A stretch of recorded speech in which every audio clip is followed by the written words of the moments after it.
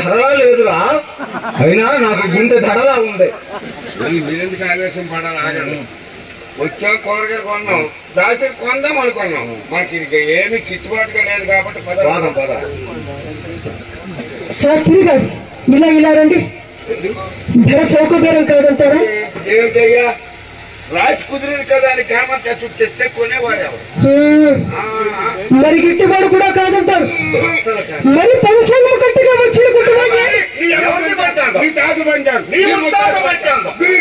ఇది పరువు సమస్య.